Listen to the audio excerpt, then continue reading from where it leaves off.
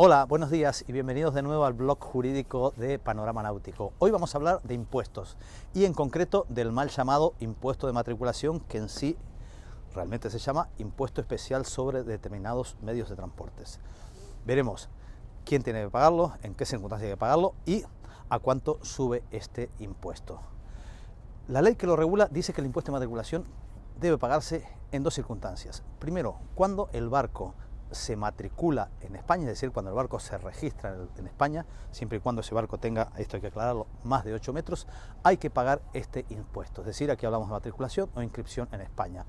En este caso siempre habría que pagarlo, a no ser que podamos beneficiarlo de algunas exenciones que no hablaremos hoy de ellas, pero solamente a título informativo diríamos que son para los casos de charter, casos de escuelas náuticas o en circunstancias cuando es un extranjero que cambia su residencia a España y en este caso también podría solicitar una exención de este impuesto. Es decir, siempre que matriculamos el barco se paga el impuesto. Luego, también este impuesto hay que pagarlo cuando un barco, cualquiera su bandera, es decir, que no esté matriculado, por eso decía que llamarlo impuesto de matriculación no es del todo correcto, ¿no? Cuando este barco navega en aguas españolas y quien realiza navegación, es decir, el usuario, es un residente en España o es titular de un establecimiento en España.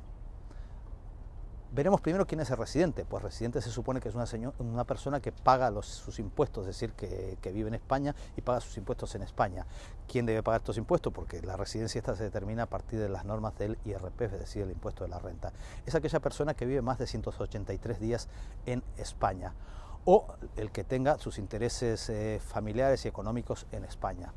Ese sería una persona residente. En este caso habría que pagar impuestos aunque el barco no estuviera, diríamos, registrado en España o banderado en España.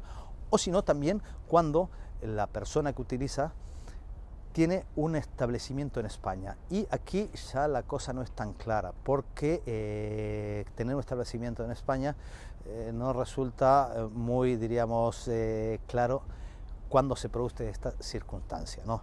En principio, lo que ha dicho no la normativa, sino la jurisprudencia, es que, por ejemplo, una persona, aunque viva en Alemania, pero tiene una empresa, aunque se dedique a cualquier cosa en España, de la cual es administrador y es el socio único, esa persona se considera que tiene un establecimiento en España, entonces en este caso también debería pagar el impuesto, ¿no? Esto, por suerte, ¿no? La agencia tributaria no ha sido muy quisquillosa a la hora de determinar el establecimiento, porque podría darse la circunstancia que cualquier persona, ¿no?, que tenga una empresa, aunque vive en otro sitio y tenga un barco aquí, como se da en el caso de muchos empresarios, sobre todo en barcos grandes, que tenga alguna relación con España y se le pudiera obligar a pagar el impuesto, lo que eso supondría evidentemente una gran sangría, ¿no?, porque mucha gente ya no querría traer su barco aquí por tener esta relación con España. ¿De cuánto es este impuesto? Este impuesto es un 12% del valor de mercado del barco. Es decir, o sea, no tiene por qué ser el precio que hayamos pagado del barco, sino que es el valor de mercado. Es posible, para pagarlo, utilizar unas tablas que publica anualmente la agencia tributaria, en el cual aparecen unos determinados modelos de barco y aplicando esta tabla podríamos nosotros calcular cuánto es ese 12%, que por lo general suele salir mejor que aplicarle al precio que realmente se paga por el barco, ¿no?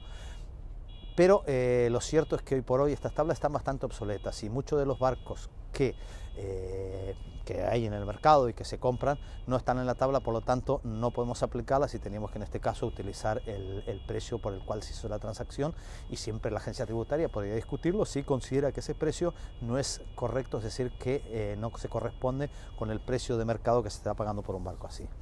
Bueno, esto es todo por hoy y acordaos, para pagar el impuesto, no solamente cuando se registra o bandera el barco en España, sino también cuando el barco se usa por un residente. Es decir, hoy por hoy que tenemos una cantidad de barcos que están con la bandera, diríamos, extranjera, pero usuarios por residentes en España, recordar que habría que pagar este impuesto. Pues hasta la próxima.